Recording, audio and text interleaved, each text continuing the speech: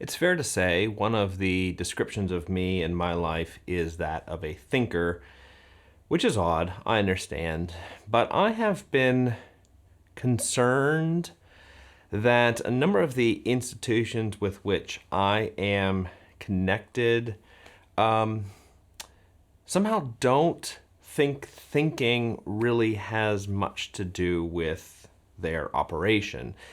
That is, the decisions that they make, the kinds of planning that they do for the future doesn't really involve any time in which one is going to be thinking. That is, the R&D part of their institution has been shrunk to almost nothing. And I think that's concerning. Hey everybody, welcome to the Sanctus Forum. I am Michael Stewart Robb, better known as Mike. That means if you ever write an email to me, Mike is just fine. On the Sanctus Forum, we talk about books and everyday spirituality. Now, I think everyday spirituality ought to be rational spirituality, thoughtful spirituality. And for that reason, I want to talk about a book, How to Think by Alan Jacobs, and recommend it to you. I have featured Alan Jacobs' books or a book on these videos before, one that I do recommend, and because I thought it was good, I thought I should read another one, and this one was good enough that I thought we should talk about this as well. Now, this video is mainly going to be a recommendation of it in the form of me talking about what I think is important about the book. First of all, what is this book?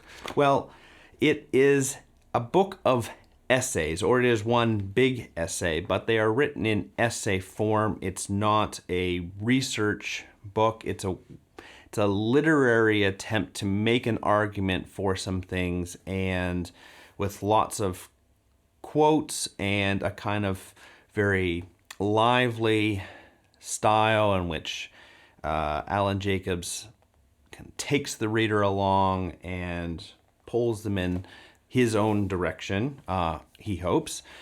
He is hoping to make an argument for thinking. Now, Alan Jacobs, if you don't know, has been involved in a particular type of thinking, and that is Twitter thinking. Alan Jacobs had a big Twitter account. He has since left because he didn't like the culture of that, and so, but it is, Twitter thinking is kind of like public thinking. It is the thinking that we are doing together, albeit in very small sound bites, and it's thinking about issues that we all care about, although there are some niche Twitter things out there.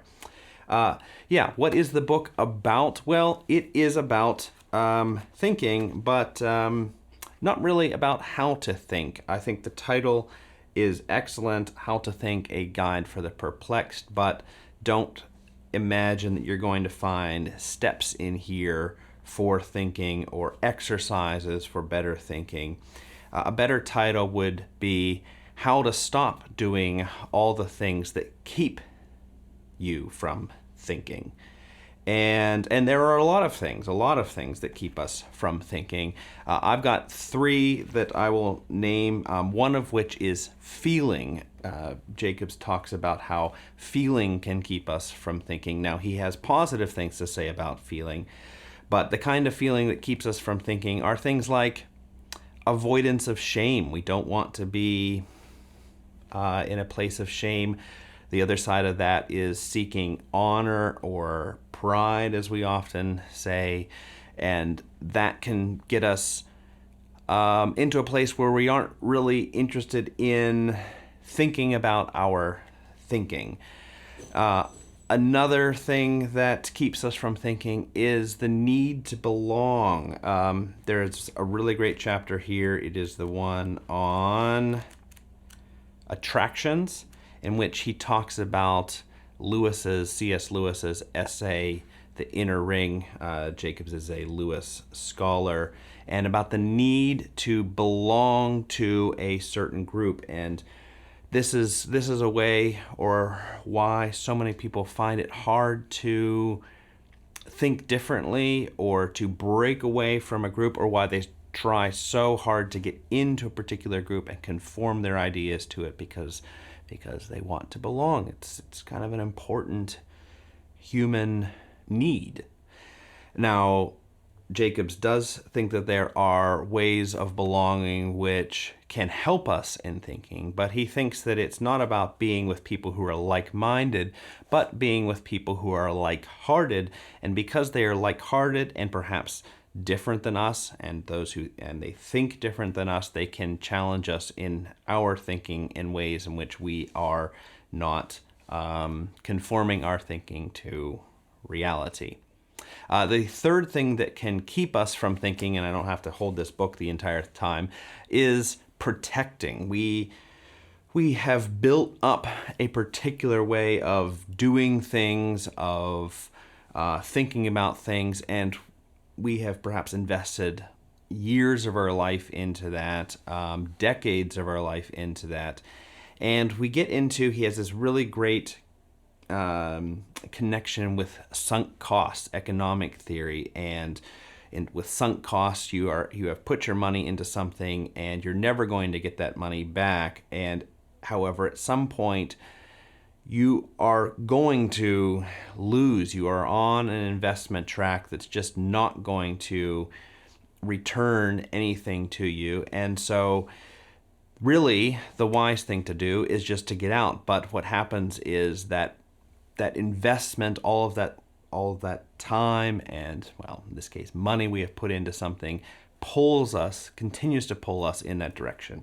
And he thinks that can happen with thinking too, that we have invested so much of our time, so much of our life into thinking in a particular way that it becomes very hard to say, I'm going to step out of that. And we develop a kind of rigidity about how we think. That is chapter Open and Shut, chapter 6 of the book. The last thing I want to mention that I think is so very helpful about this book comes in the very beginning. And he talks about somebody who is listening at a conference, I believe, to a speaker, and who has just very quickly decided that he doesn't agree with the speaker has it all wrong, and goes up to the speaker afterwards, and the speaker says to them, after they air their concerns, give it 5 minutes. Give it 5 minutes. That's the line. And what the speaker was saying was, take a break. Pause. And I think that is one of the biggest hindrances to thinking these days, is that we don't ever take time to think. We don't ever pause, and we don't think because we don't pause. We don't have lives in which we can pause, and that does make me wonder whether some of the institutions which are keeping us from pausing, maybe they're tech or news institutions, maybe they're our family, are that way because they don't really want us to think. They want us to be in a state in which they can possibly manipulate us in this way or that way. Well, that might be something to pause and think about. But you aren't going to get very far with thinking if you don't have any time to give it 5 minutes to pause. Well, if there's anything that I would criticize about this book, it is that it's not entirely clear what the point of thinking is. For my part, I think the point of thinking is getting to knowledge. Now, we don't want to have thinking institutions. We want to have knowledge institutions. And in order to have that, we're going to have to do some thinking. We're going to have to do our R&D, but eventually we want to get to a place where we know, where we're confident in our knowledge.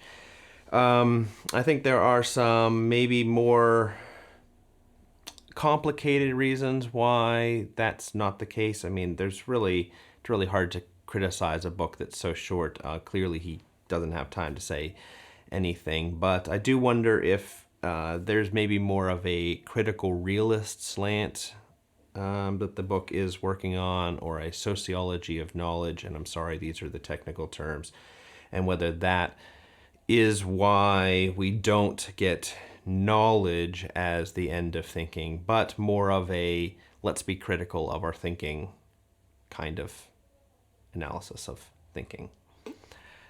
That's way more than a YouTube video should be discussing, but I just leave that for you to think about. Give it 5 minutes. We'll see you next time.